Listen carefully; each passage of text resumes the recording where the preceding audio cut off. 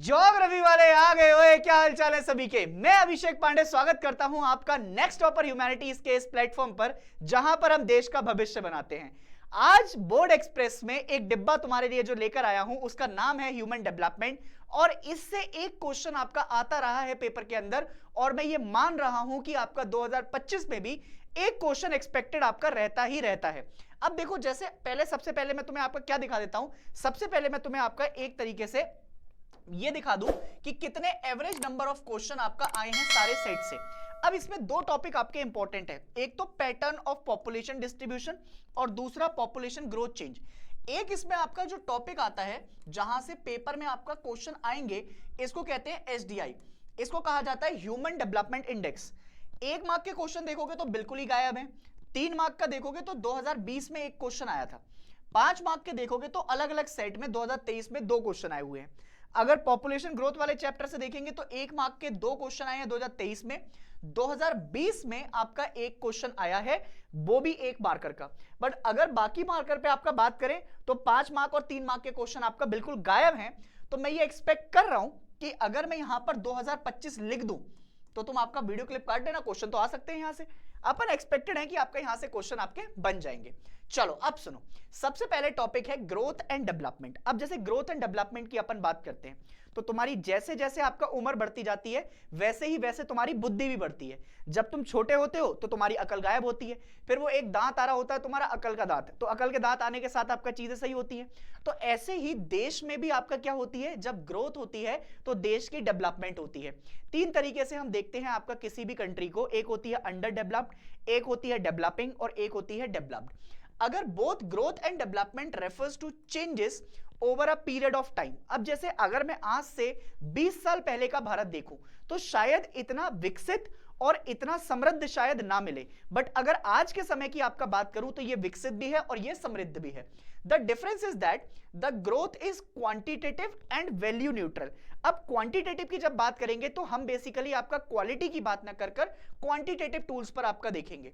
अब इसमें कहीं पर भी अगर देखते हो तो 2 तरीके से आपका ग्रोथ हो सकती है, एक हो सकती है पॉजिटिव और एक हो सकती है आपकी नेगेटिव।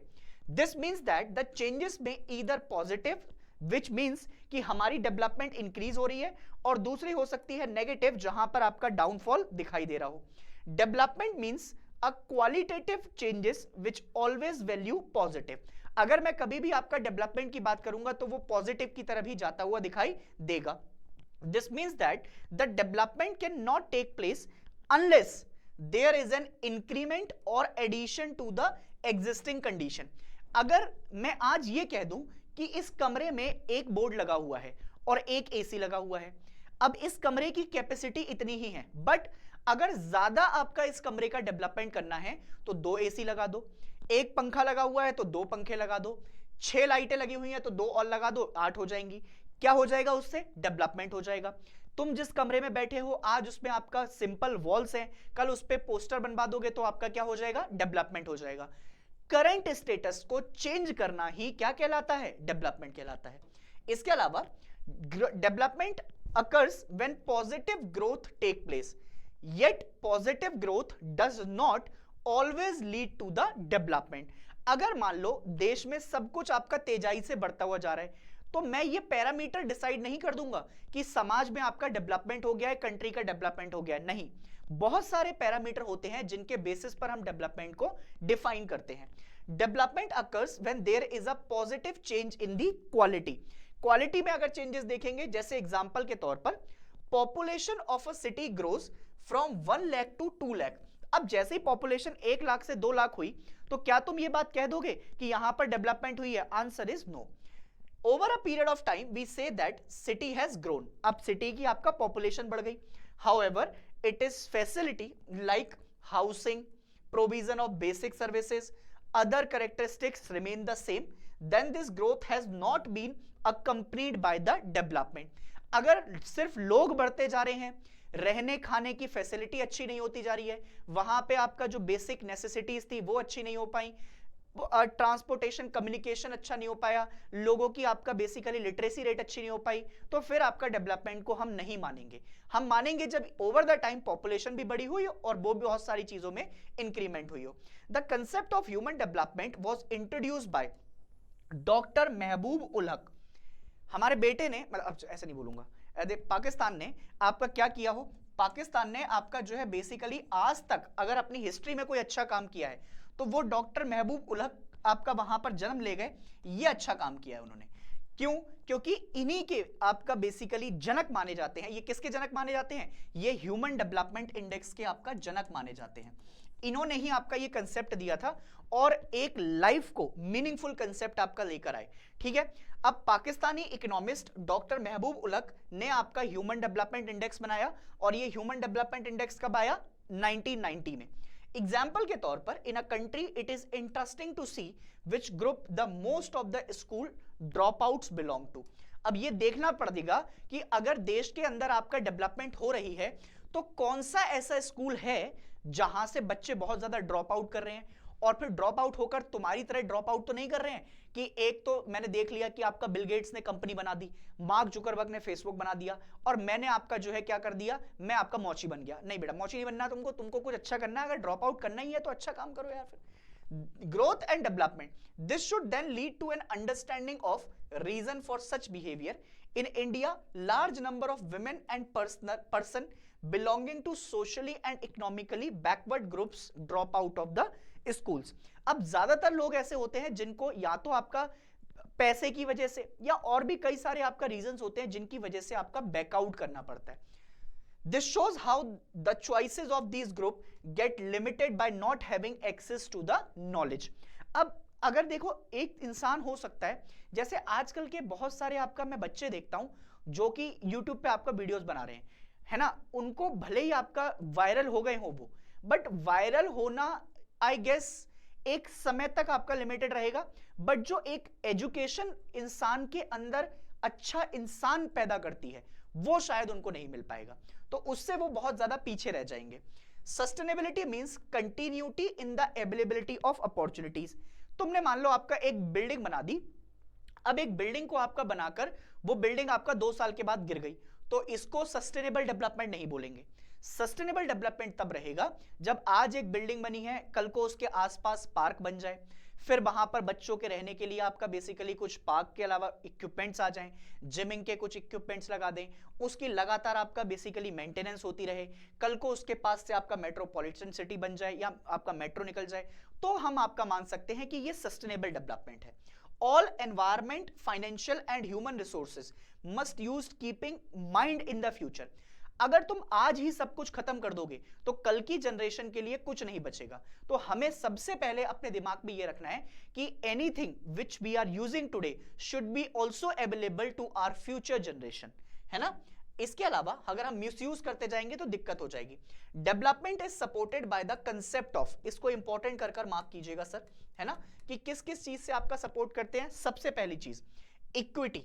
अब देखो, एक होता है इक्वालिटी और एक होता है आपका इक्विटी, ये दोनों में आपका अंतर होता है सर, है ना। इक्वालिटी और इक्विटी दोनों अलग अलग कंसेप्ट हैं। इक्वालिटी होता है कि मैं आपका बेसिकली तीनों को समान चीजें दे रहा हूं। इक्विटी में हम आपका देखते हैं कि भाई जिसको ज्यादा जरूरत है उसको उसी हिसाब से आपका डेवलपमेंट की बात करें। सस्टेनेबिलिटी मैंने तुम्हें समझा दिया, मतलब it should be present for the future generation also. Productivity मतलब कुछ कर रहे हो तो वो आपका प्रोडक्टिव होना चाहिए, ऐसा ना हो कि बिल्कुल बस काम कर दिया और बेकार। और चौथी चीज आपका होती है एम्पावरमेंट, जो वीकर सेक्शन है उसको क्या करा जाए, एम्पावर। अगर कुछ ही सेक्शन, कुछ वर्ग आपका बेसिकली देश का ग्रो कर गया बट बाकी लोग आपका ग्रो नहीं कर पाए तो समाज बहुत ही पिछड़ा हुआ रह जाएगा।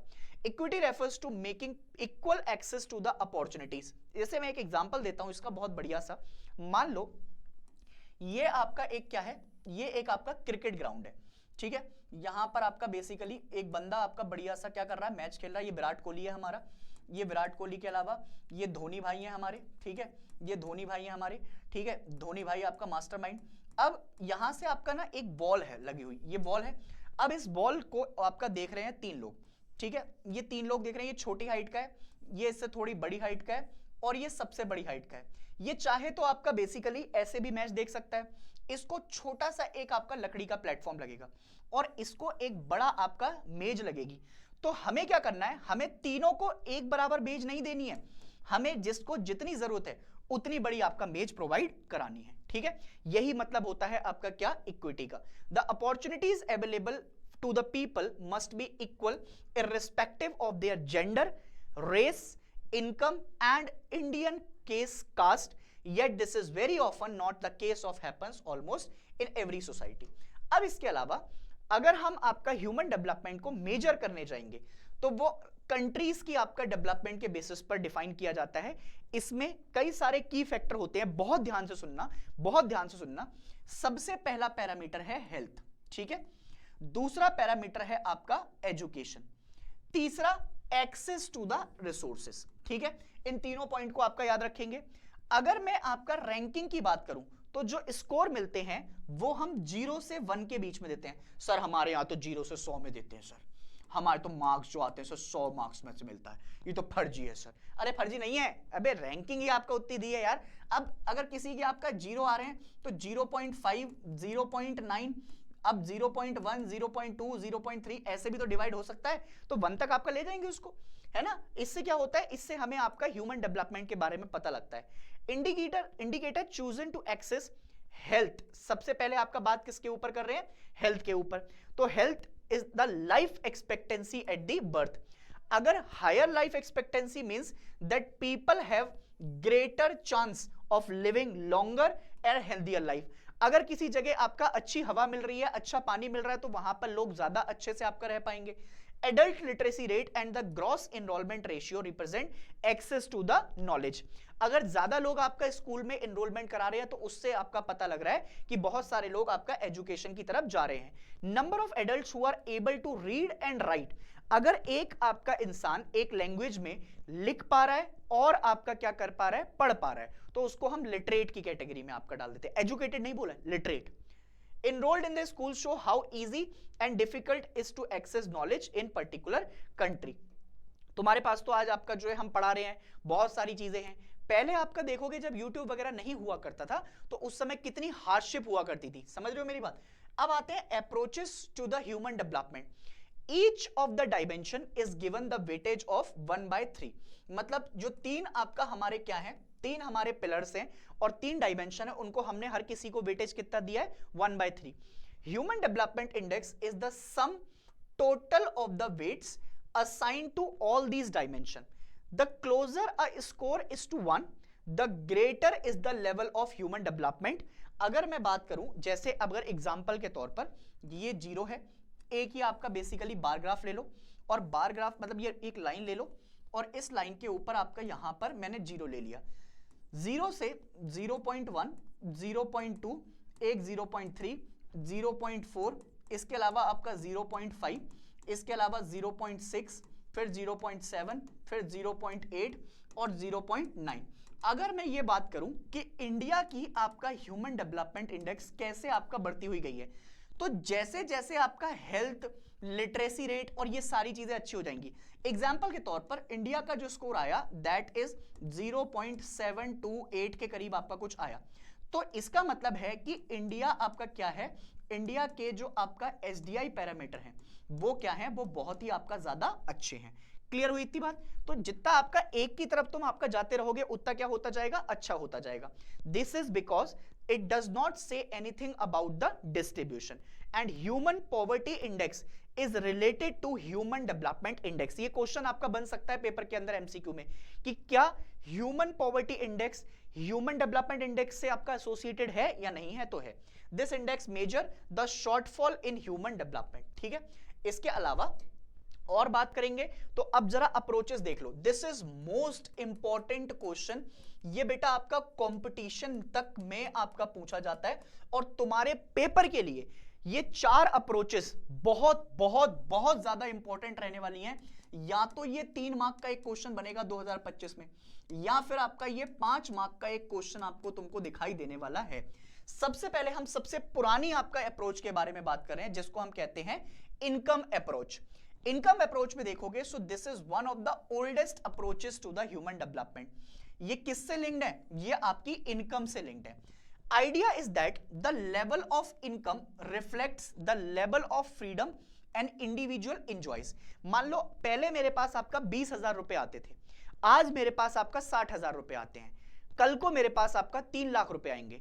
तो अब जितना ज्यादा पैसा आता जा रहा है उतनी मेरी शॉपिंग अच्छी होती जाएगी, मैं अपना घर बनाऊंगा, गाड़ी ले लूंगा, प्रॉपर्टी में इन्वेस्ट कर दूंगा।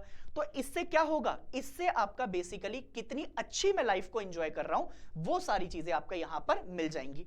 दूसरा, higher the level of income the higher is the level of human development. इस पॉइंट को याद रखिएगा। दूसरी आती है वेलफेयर अप्रोच। वेलफेयर अप्रोच में जो आपका हमारे ह्यूमन बींग्स हैं उनके बेनिफिशियरीज और targets of all the development, जैसे एक तो higher government expenditure on education, health, social secondary and amenities. People are not participate in the development but only passive recipient. The government is responsible for increasing level of development by maximizing expenditure।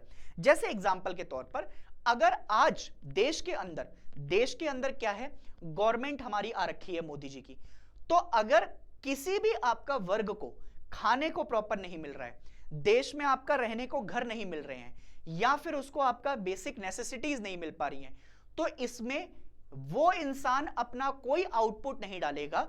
उस इंसान को आपका output ना डालने के कारण जो government है उसको अपना एक्सपेंडिचर अच्छा करना पड़ेगा, उसको अलग अलग स्कीम निकालनी पड़ेंगी, अलग अलग आपका स्कीम्स के थ्रू आपका लोगों को फैसिलिटीज मुहैया करानी पड़ेंगी।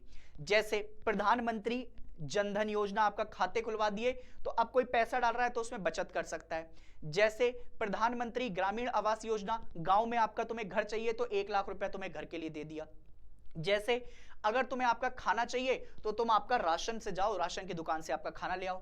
तो ये इसमें क्या है, इसमें ज्यादातर जो आपका बर्डन है वो किसके ऊपर है, गवर्नमेंट के ऊपर।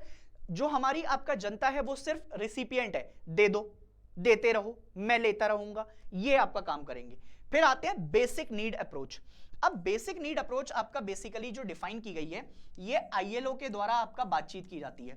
आईएलओ क्या है, इंटरनेशनल लेबर ऑर्गेनाइजेशन, जिसमें उन्होंने आपका टोटल जो डिफाइन किए हैं वो 6 फैक्टर डिफाइन किए हैं, या फिर आपका ये कह लो कि 6 ऐसे आपका नीड्स हैं जिसमें हेल्थ है, एजुकेशन है, फूड, वाटर सप्लाई, उसके अलावा सैनिटेशन और हाउसिंग वर आइडेंटिफाइड। और इनको हम क्या कर रहे हैं, question of human choice is ignored and emphasise on this provision. अब बाकी जो भी आपका तुम कुछ मांग रहे हो उस पे हम आपका ध्यान नहीं देंगे, हमें ये 6 बेसिक पिलर हैं जिस पे आपका अगर तुम अच्छा कर रहे हो तो भैया आपका तुम्हारी डेवलपमेंट हो रही है, तुम भाड़ में जाओ। और लास्ट है कैपेबिलिटी अप्रोच। कैपेबिलिटी अप्रोच क्या कहती है, this is associated with professor Amartya Sen. भाई महबूब उलग साहब के बाद अगर एसडीआई में सबसे बड़ा कंट्रीब्यूशन किसी इंसान का जाना जाता है तो ये नोबल रिसिपिएंट है भाई हमारे, समझ रहे हो मेरी बात, अमर्त्य सेन साहब। इनको आपका जो है कैपेबिलिटी अप्रोच के लिए आपका बातचीत की गई थी।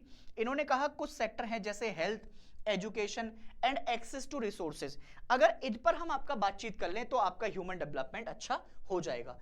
आई गारंटी कि यहां से आपका 4 अप्रोचेस जो है वो तुम्हारे मत्थे में यहां बिल्कुल एकदम खोपड़ी में बैठ गई होंगी, ठीक है।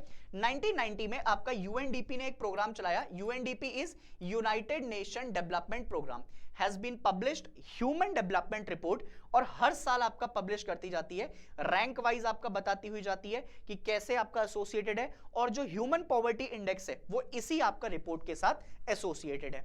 Bhutan is the only country in the world to officially proclaim gross national happiness, और एक इकलौती कंट्री है जहां पर हैप्पीनेस के मामले में कभी उन्होंने डाउनफॉल नहीं देखा। सबसे ज्यादा खुश आपका अगर कोई रह पा रहे हैं तो वो भूटान वाले हैं, ठीक है। मटेरियल प्रोग्रेस पर हम आपका सपोर्ट करते हैं, ये नहीं मानते। टेक्नोलॉजी डेवलपमेंट हो, ये नहीं मान रहे हैं। इनका कहना है कि देश में खुशी आएगी जब आपका बेसिकली लोग आपका वहां के खुश रहेंगे, वो वैसे ही आपका स्पिरिचुअलिटी में और बाकी सारी चीजों में अच्छा कर रहे हैं तो उससे आपका वो खुश है। तो इसीलिए Bhutan is the only country in the world to officially proclaim gross national happiness, ठीक है। ये किस चीज में आपका इंक्लूड करते हैं, उनका पैरामीटर है जिस पर वो अपना आपका मेजरमेंट देते हैं एसडीआई के अंदर, ठीक है। इसके अलावा अगर जैसे आपका बात करोगे तो हमने आपका डिफाइन किया है जैसे स्कोर के हिसाब से, अगर किसी कंट्री को 0.549 के हिसाब से आपका मिल रहा है टारगेट, कितने में से 0 से 1 की रैंकिंग में, तो वो लो पर है। अगर कोई 0.550 से और 0.699 के बीच में आपका लाई कर रहा है तो वो मीडियम पे आ जाता है। कोई 0.700 से लेकर 0.799 के बीच में है तो वो हाई पर है। और अगर किसी की रैंक 0.800 के आसपास या उससे ऊपर हो गई तो वहां पर डेवलपमेंट तो आपका ताबड़तोड़ है। ऐसी सिर्फ मात्र आपका 66 कंट्रीज है देश के अंदर। International comparison of human development are interesting. Size of territory and per capita income are not directly related to human development. कल को ये पूछ सकता है कि क्या पर कैपिटा इनकम और जो वहां के आपका साइज है क्या वो डायरेक्टली रिलेटेड है? Answer is no. इसके अलावा for example Sri Lanka, Trinidad Tobago have higher rank than the India in human development index. अब कई आपका जो है बेसिकली बुद्धिजीवी लोग कहेंगे कि भारत की तो पॉपुलेशन बहुत है। अरे भैया पॉपुलेशन है पर वहां की समृद्धि के ऊपर भी हमको काम करना पड़ेगा। अब जैसे अगर एग्जांपल के बारे में बात करें तो इंडिया में Kerala performs much better than the Punjab and Gujarat in human development index, जबकि उनकी तो पर कैपिटा इनकम केरला वालों की कंपैरेटिवली गुजरात वालों से बहुत कम है। ठीक है, फिर भी कोई बात नहीं है। कंट्रीज जिनके पास आपका बहुत अच्छा कर रहे हैं उसमें टॉप 10 है। सबसे नंबर 1 आपका स्विट्जरलैंड। ये डेटा आपका बहुत पुराने हैं और ये रिपोर्ट आपका 2020 की है, हर साल अपडेट होती जाती है ये। नॉर्वे, आइसलैंड, ये मतलब आपका जो नॉर्डिक कंट्रीज हैं, समझ रहे हो मेरी बात, ये तो आपका अच्छा कर ही रही है। Denmark, Sweden, Finland, Switzerland, Iceland, Hong Kong, Australia, फिर ये तो आपका नाम तुम्हें याद ही रखने हैं। ठीक है sir.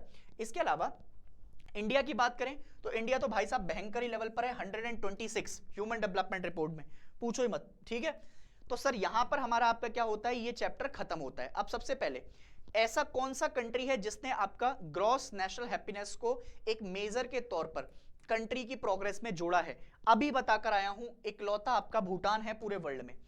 Which is the main objective of development according to the Nobel laureate Amartya Sen, तो increasing in the freedom।